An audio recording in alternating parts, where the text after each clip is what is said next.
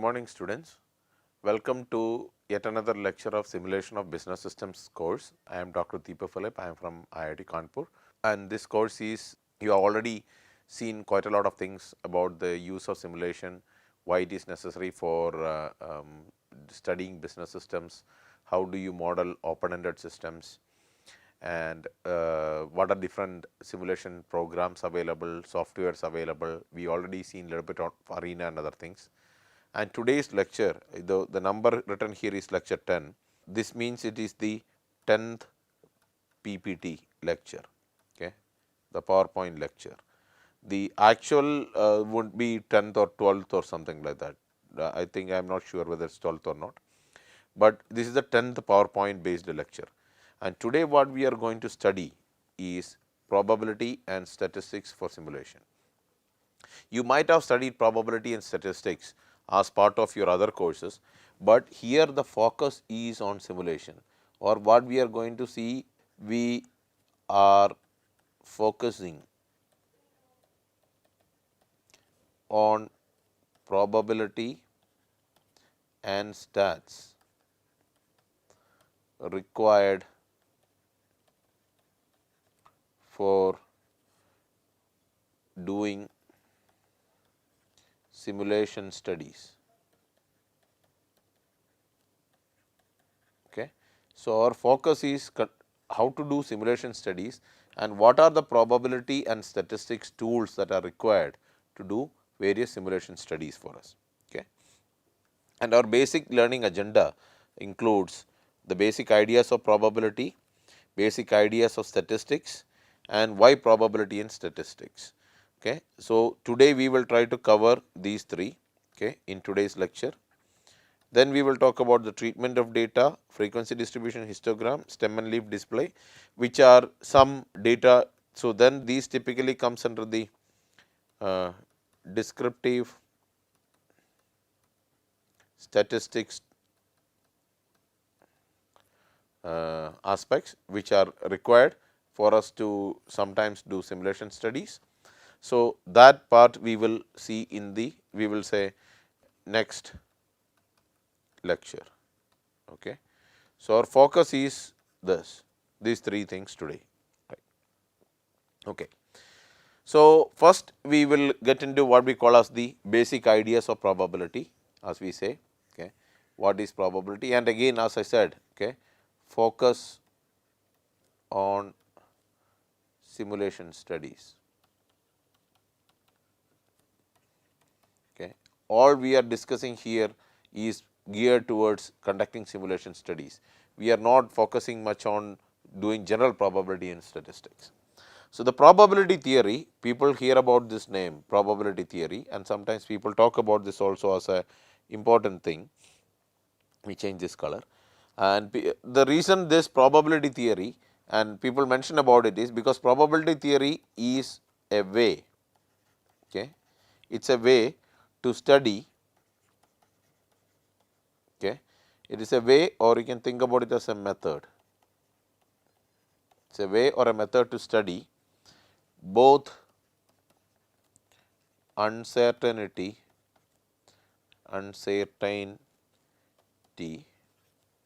and variability.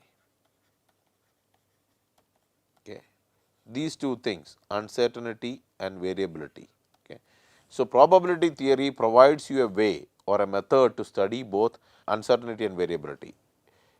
Implies it helps to quantify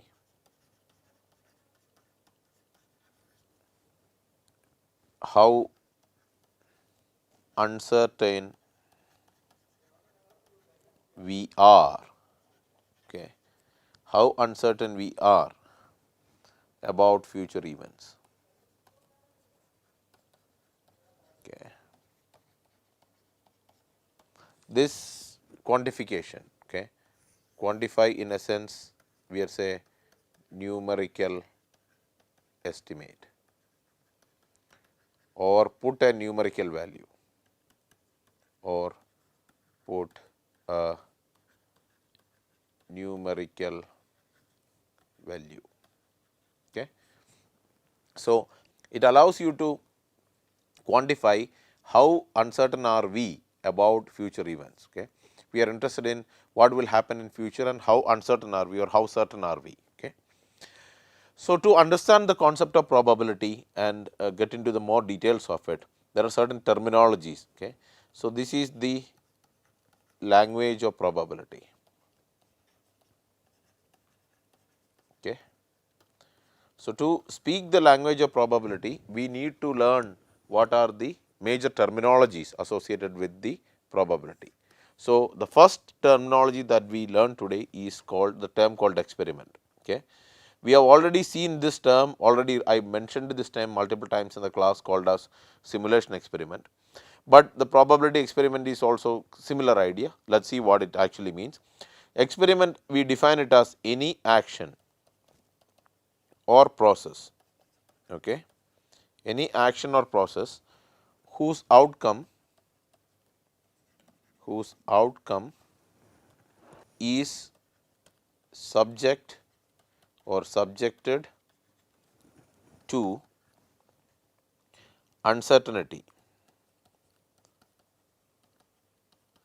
Okay. So, a process whose outcome is subjected to uncertainty, which means it cannot be predicted, exactly. Okay. The outcome is subjected to uncertainty means you cannot predict it exactly. This implies it is random. Okay. So, you have no control over how it is going to happen. Okay. So, any action or process whose outcome is subjected to uncertainty, which means it cannot be predicted exactly or it is a random one. Okay. So, this is what we call as a experiment. Probability experiments are different from the planned or carefully controlled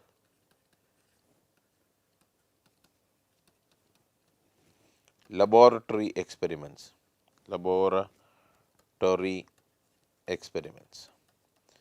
So, what we are saying here is the laboratory experiments that we are typically used to, they are different. So, the probability experiments are different, they are different from the laboratory experiments, because laboratory experiments are well planned and they are carefully controlled. Okay. Whereas, a probabilistic experiment is outcome is subjected to uncertainty, there is no assurity of what you are going to get. Because of this uncertainty or what we call as the randomness is the reason why we basically say that the probability experiments is different compared from the laboratory experiments. Some examples of this are tossing a coin several times. Everybody talks about coin several times and observe whether you get a head or a tail is one example. Okay. Another example would be obtaining blood groups from various individuals. Okay. So, somebody, you find people individually and you ask the blood group or take blood from them and find out whether they are A positive, B negative, AB positive, etc., like that. Okay. Another example of this would be measuring compressive strength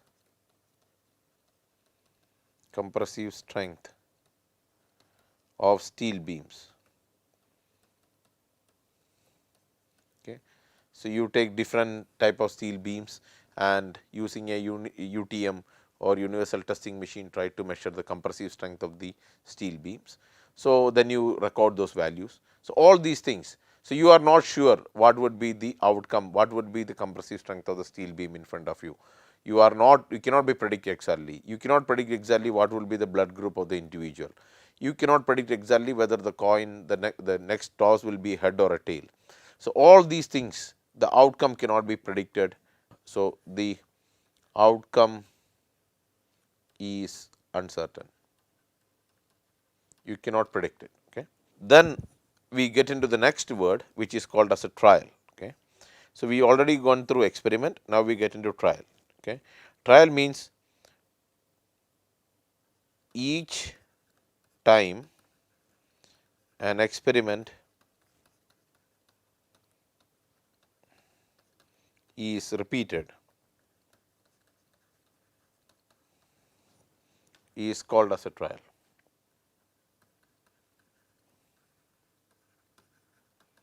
So, when you toss a coin, that is a trial. If you toss it 10 times, there are 10 trials. Okay.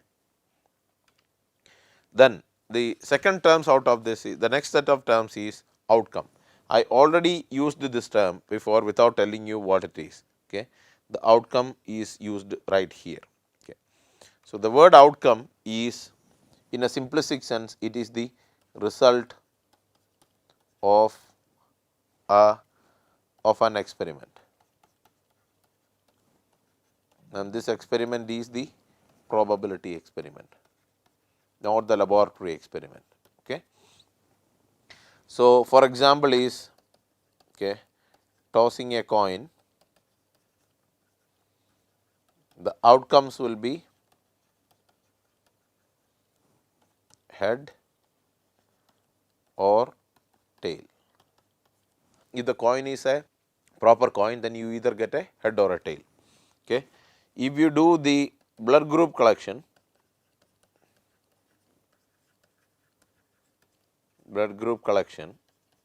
then we could get outcomes as A positive, A negative, B positive, B negative, O positive, O negative, like this. Okay. This will be the outcome. So, you find a person, randomly find a person, you take the blood and you check what is the blood, what is the blood of that person, and you say, okay, he is B positive. Then you do the thing for the next person and you get it as O negative and stuff like this. Okay. So, the result of an experiment is, the probabilistic experiment is what we call as an outcome. Okay. Then we talk about the term called a sample space. Okay. And sample space is defined always with respect to an experiment,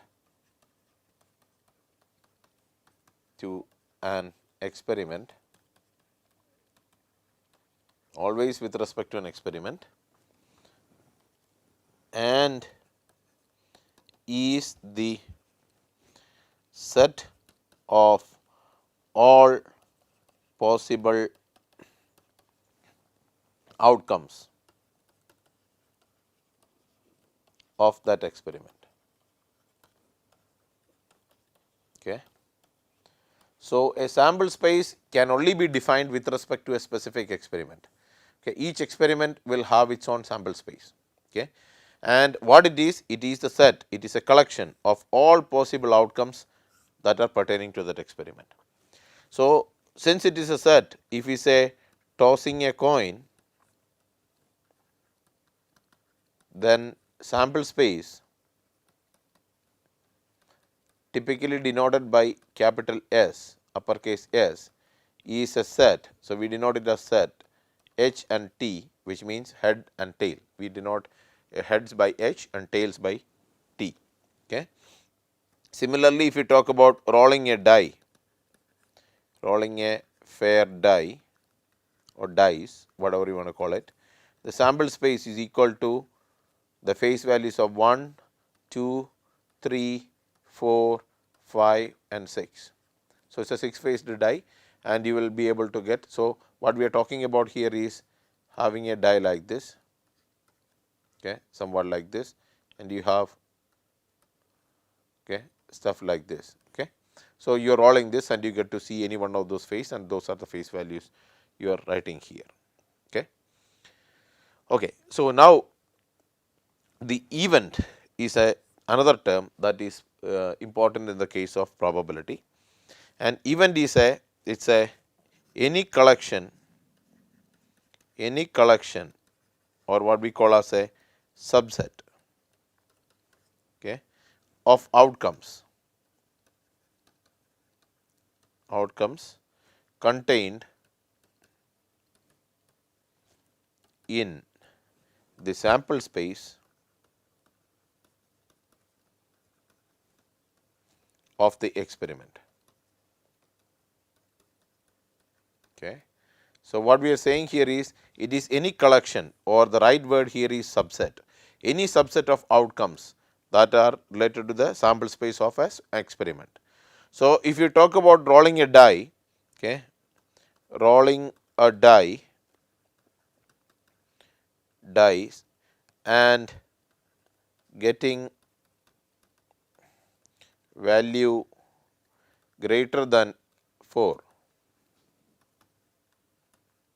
Okay. So, this is an event, this becomes an event, which means the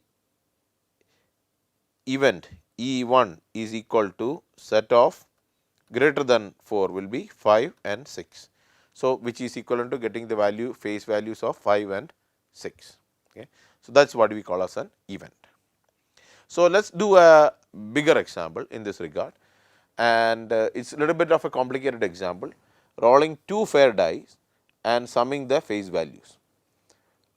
So, you have 2 dice, each die has the phases 1, 2, 3, 4, 5 and 6. Okay. And what you are trying to do is you are rolling 2 of such dice together and you are summing the phase values. Okay. So, the sample space in this regard, let us see what is the sample space, okay, is denoted by S. Okay. So, the first die can get a phase value of 1, second die can also get a phase value of 1, that is be 1 roll. Okay.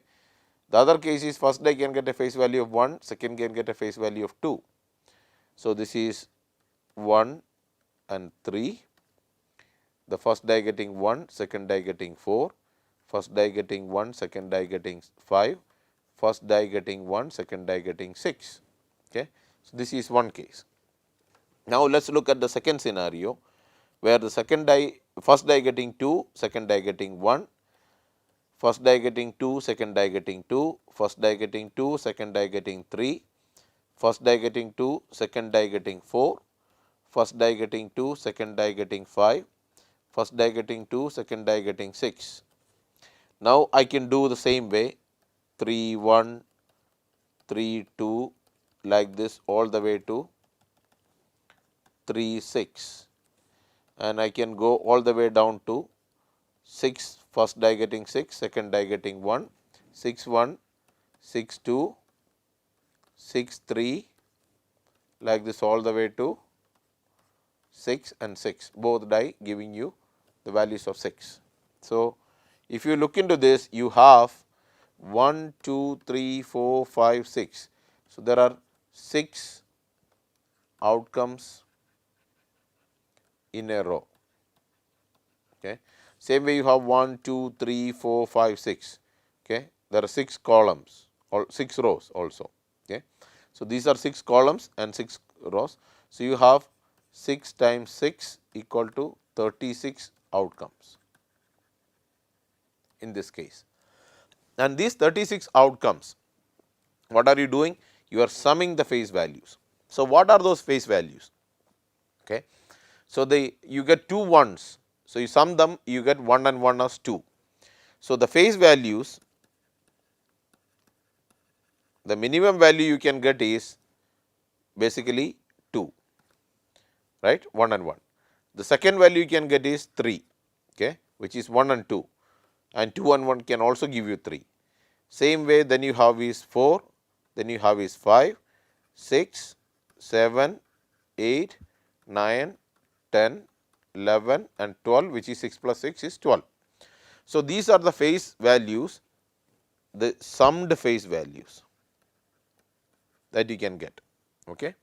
So, if I define a variable, okay, so define a variable that denotes the sum of phase values. Okay. let it be x, capital X, I am just putting x. Okay. So, then this x can have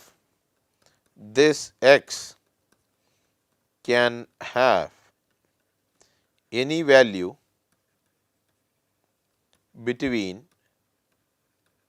2 and 12 with some probability. Okay. And so, that then such variables are called as random variables.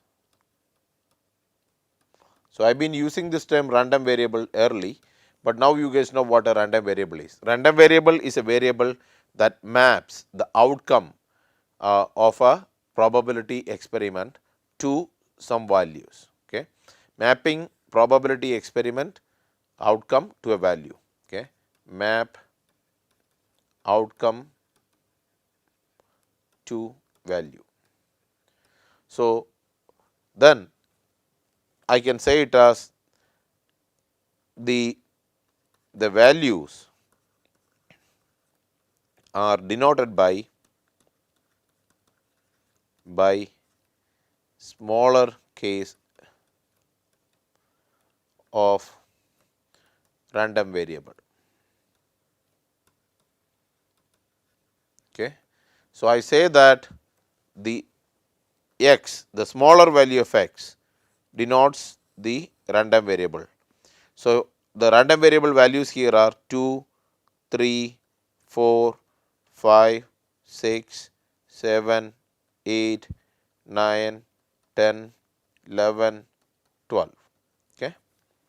So, these little x or the smaller case x denotes the values the random variable can take. Okay. And the random variable is x, which maps the outcome. Outcome is rolling 2 fair dice and summing the values to a numerical value, a real number in this regard. So, then how do you find the probability? So, probability is defined as can be defined as number of favorable outcomes by total outcomes divided by total outcomes. So, we know that the total outcomes is 36. Okay. This is total 36. Now, the favorable outcomes we have to enumerate. So, the probability of x is typically denoted by p of x. Okay. So, if I say p of x, then that means probability of x when this x equal to 2, that means what is the probability that x will take a value of 2, which means the sum of the face value is equal to 2, and there is only one way you can get it, which is 1 and 1. So, it is 1 divided by 36. The 3, the sums to be 3 can be 1 and 2 and 2 and 1. So, there are 2 favorable outcomes out of 36. So, it is 2 over 36. The 4 is 1 and 3, 3 and 1. So, 1 plus 3 is 4, 3 plus 1 is 4. There is one more, which is 2 plus 2. Okay. So, there is 3 possible outcomes. So, it becomes 3 out of 36. Now, 5 will be 1 plus 4 is 5. Okay. So, 4 plus 1 is also 5. So, there will be somewhere here a not there actually, there will be a 4 1 right here. Okay. So, that will be 1 4 and 4 1. So, that is 2. Then there is will be we have to get 5. So, it will be 2 3 and 3 2, that is 2. Okay. So, 2 more. So, it will be 2 plus 2 4. So, 4 by 36. 6 will be how many there will be 6? There will be 1 plus 5 6. Okay. Then there is a 5 1, which is another 1. So, that is 2. Then there is a 2 4, which will be 6, and there will be a 4 2 as well here. So, another 6. So, there are 4 outcomes already, and there is one more, which is your 3 and 3. Okay. 3 3 will also give you 6. So, there are 5 outcomes out of 36, which will give you the sum of 6. Okay. Now, how many will be there for 7? 7 will be 1 6, that will be 7, 6 1, that is 2. Okay. Then what is other way to calculate? 2 5 will be 7. Then you also have 5 2 as other one, that is also 7. Then what is other way? There is a 3 4 7. Then there is a 4 3, which will also give you 7. So, that is 6, right. So, altogether you have 6 possible outcomes out of 36. Okay. So, then 8, what happens is 6 plus 1 only will give you 7. So, you cannot have anything out of 1. The only other way to get 8 is 2 and 6. 6 plus 2 is 8. Then there is a, so this is 1, this is 2. Then the other option is to get 8 is 4 and 4 is 8. Okay. There is another one which is 3, 4 plus 3, 7, 5 and 3. There is a 5, 3 here. Sorry, this is a 3, 5 actually speaking. 3, 5, and there is a 5, 3 here. So, that is 4, and then there is a 4 and a 4. So, there all together you have 5 out of 36 outcomes. Okay. Same way, if you look at 9, you will actually get 6 and 3, and this numbers will now start to reduce. It will be 4 out of 36. Then 10 will be 3 out of 36, 11 will be 2 out of 36, and 12 will be 1 out of 36. And this is basically just this one option. This will be 12. Okay. So, 1 out of 36 will be the option. So, this whole thing that we talk about is the probability of rolling a die and getting and summing the face values. And what is the probability of seeing the sum as 12? It is 1 out of 36. That will be the probability. If you keep on rolling this for the long time, then you will actually see 1 out of 36 times the sum value of 12 will show up. Okay. Now, if I say that, okay, so the sample space we already see what it is. Now, let us talk about what is an outcome. Okay. So, one outcome of this is, let us say 4 3, that means this is the first die and this is the second die. Okay. So, the sum will come to 7. Okay. So, this is an outcome in this regard. Same way 3 4, which will also give you 7, is this is another outcome. That is because this is the first die and this is the second die, right. Now, so these are the outcomes in this regard, and if I say the event, okay, event of getting 4 as the sum. So, what is that event? That E1 is equal to, I can get it as 1 3 will give me the first sum. This is the first die, this is the second. Then other option is 2 and 2, first, second. Then I have 3 1, this is first, is the second. Okay. So, this is the event in this case where I am getting 4 as a sum. I have 3 possible outcomes which will give me the sum as the 4, all right. So, you have seen the outcome, the event and all those kind of things. If I say at some point of time event of getting 3 as sum, then that will be E2 will be equal to 3 will be 1 and 2, this is first die, this is the second die, and 2 and 1, first and second. Okay. So, there are 2 possible outcomes out of this. Okay. So, that is the summing the die example.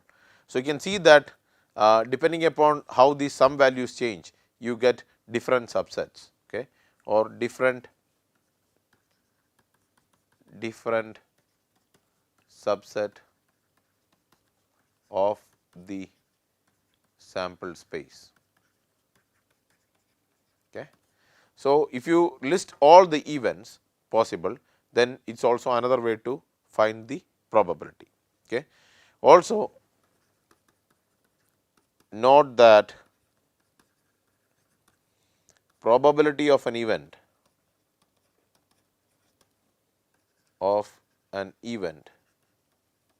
is defined as P of E is equal to number of favorable outcomes for the event divided by total number of outcomes. Okay. So, in this case probability of E1 will be equal to 3 out of 36. There are 3 favorable outcomes, total 36. Probability of E2 will be 2 out of 36, like this. Okay. Also, if you look into this case, okay, if you add this, okay, this is all the probabilities if you add. Okay. So, if all probabilities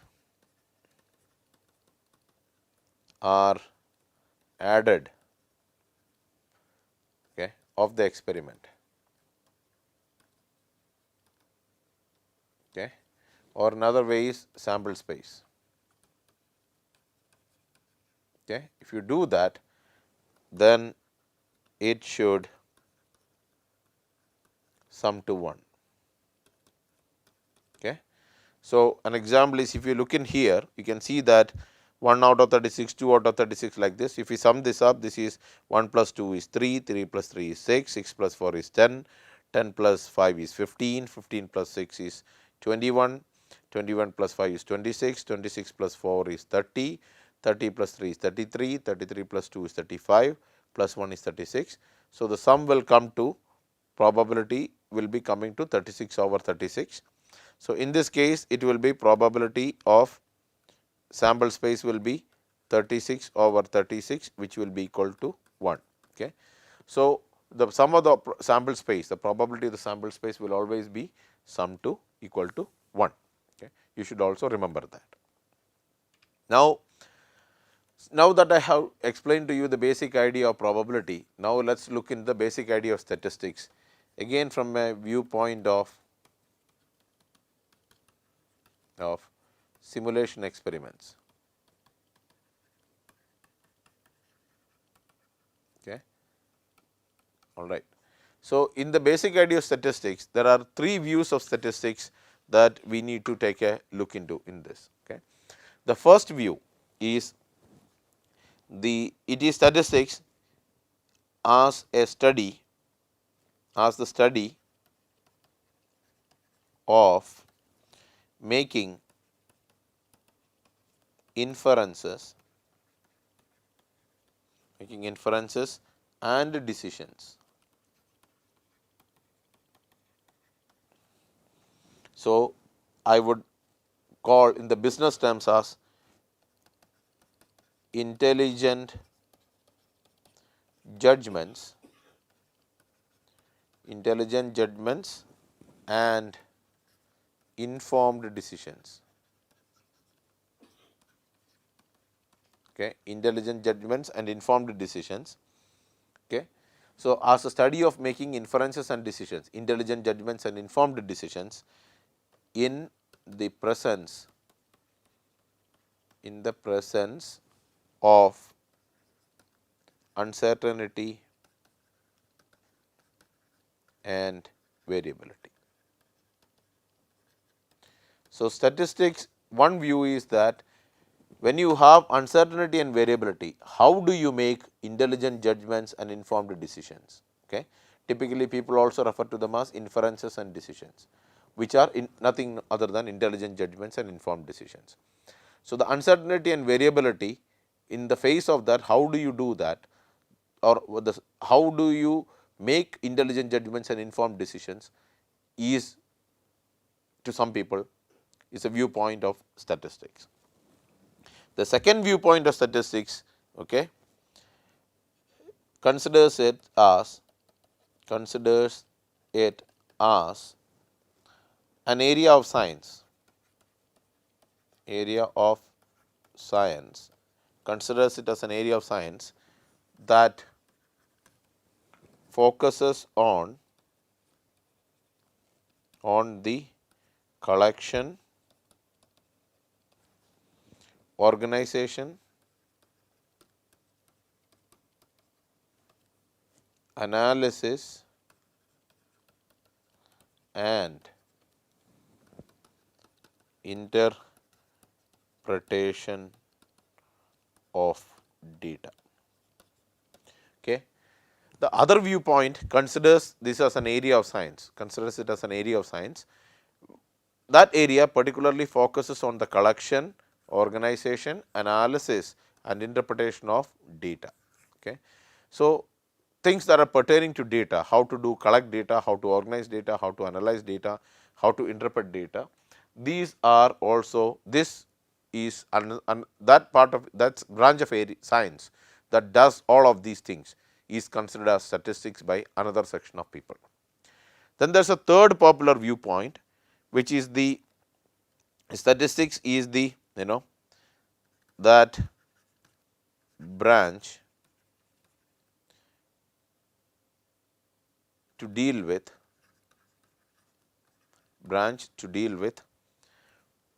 or to deal with various methods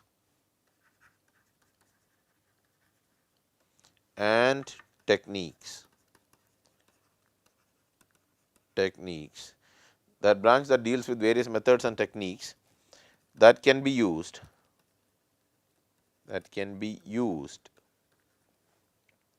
to obtain valid conclusions about specific characteristics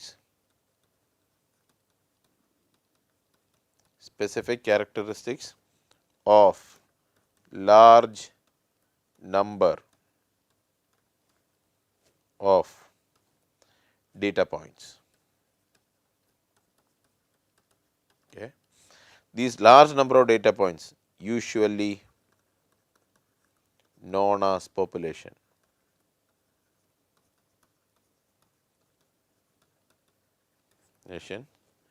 By using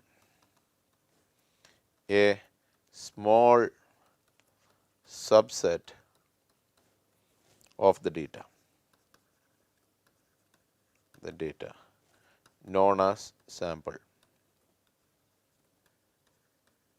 Okay. So, it is that branch that has various methods and techniques, okay, that can be used to obtain valid conclusions, okay, and about specific characteristics of large number of data points, typically known as population, by using a small subset of data known as sample. So, it is that branch that has methods and techniques to obtain valid conclusions about a population using a sample. So, some people consider that as also a statistics. Okay. So, let us look at a demonstrative example of statistics. So, maybe with an example we might be able to understand some aspects of a statistics. Assume that you are working in a cellular phone factory in India. Okay. You are working in a factory and you have some job. Okay. So, your job is to remove cell phones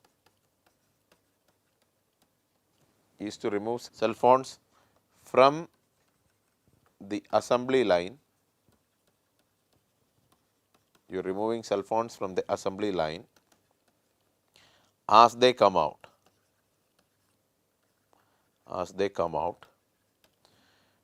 without any consideration or any considerations, plural, okay, or I use the word at random, okay, no predispositions, just pick it at random, okay, and then turn the phone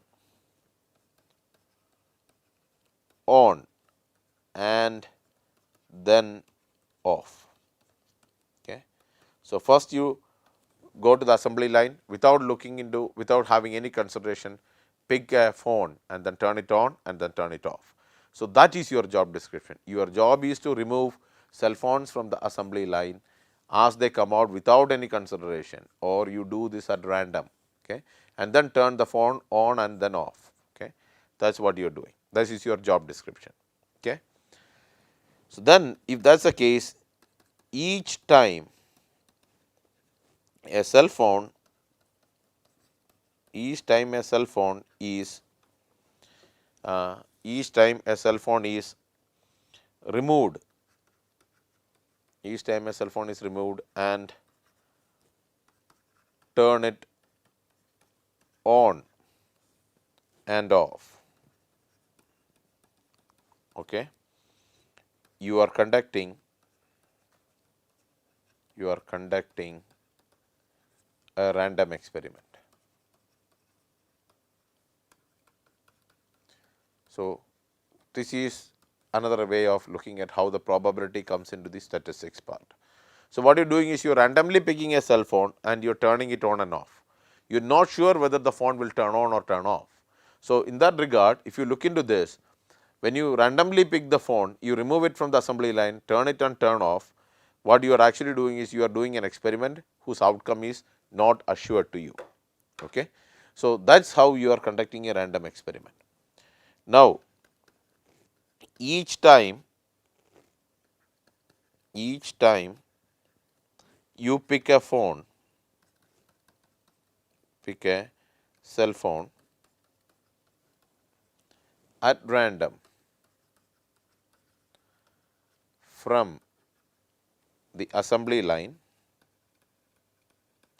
from the assembly line, each time you pick a cell phone at random from the assembly line, it is called as a trial. So, when somebody says it's a, you pick a cell phone, when you pick a cell phone at random from the assembly line, it is called as a trial. You randomly do the trial. Okay. Now, the next part is whether the cell phone turns on and off, okay, which is the result of the trial. So, the trial is picking the phone at random and turn from the assembly line and turn it on and off. Okay. So, whether the phone will turn on and off, the result of the trial, okay, is called as the outcome. Now, we can see how the trial, how the outcome, which are probabilistic ideas, are coming into what we call as the statistics, where we are doing the data collection. Okay. So, an example is if you check 100 phones, then 100 trials are conducted. So, think about it that way. You pick 100 phones, turn them on and off, then that implies you have conducted 100 trials. Okay. So, if you find that 6 out of the 100 cellular phones do not turn on or off, then the chance of getting a bad phone can be estimated as 6 by 100, okay, or thus estimate in statistics is called as relative frequency. So, in a way, this chance of getting the bad phone, which is 6 out of 100 or 6%, okay, this is also known as the relative frequency in statistics. So, in a way, it can be a estimate of probability. Okay. So, the estimate of probability can also be derived through statistics, which is called as the relative frequency index. Okay. So, hopefully, now you understand how the concept of experiments, outcomes, trials, relative frequency and chance estimates all ties up together. So, what you are trying to do is, if you do this experiment 1000 times and you got 67 phones, then the probability becomes 6.7% and stuff like that. And more the experiments you do, then you get a different estimates out of it. Finally, why is statistics necessary for engineering? Okay. This is important for us because most of the people in this course are engineers, and people usually ask why statistics is important to this. So, the first thing is engineers applies various laws, okay, laws of physics, chemistry, mathematics. They apply various laws of physics, chemistry and mathematics to design, develop, test, produce and supervise various types of products and services.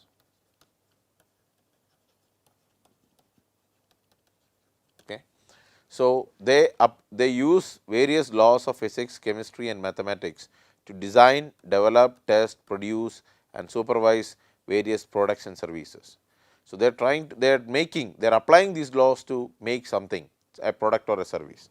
So, when they are applying these laws, then they need to have a mechanism, okay, to apply. They should have a way to do this. So, they should know what will be the outcome and if they apply the law. So, they should be able to be associate probabilistic laws along with this. Engineers also performs various tests, okay. These tests on various products and services they develop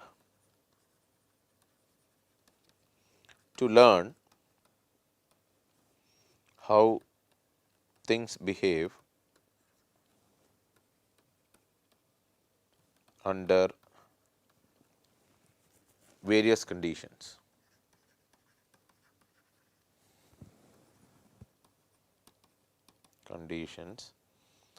And also determine at what point those products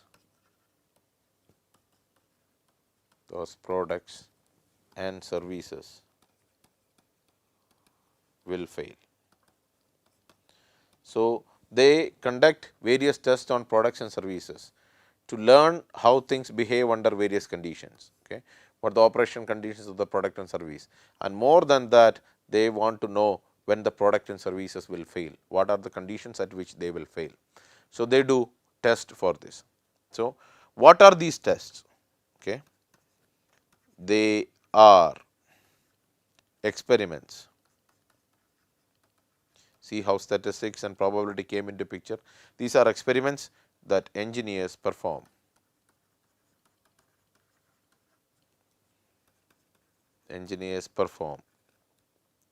From which they collect data that can be used to explain that can be used to explain various relationships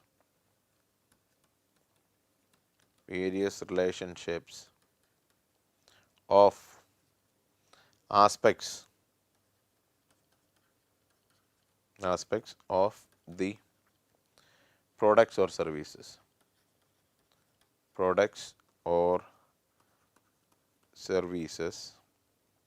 Okay. So, the aspects like quality, endurance, etc.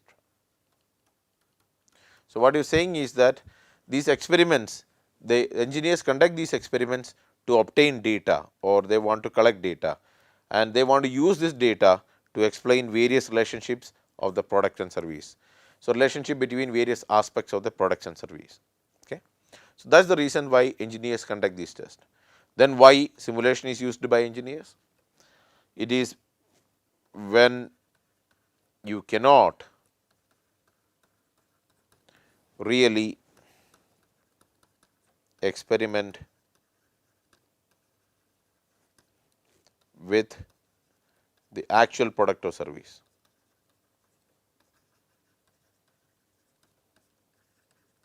So, there are scenarios where you will not be able to actually conduct the experiment with the actual product or service.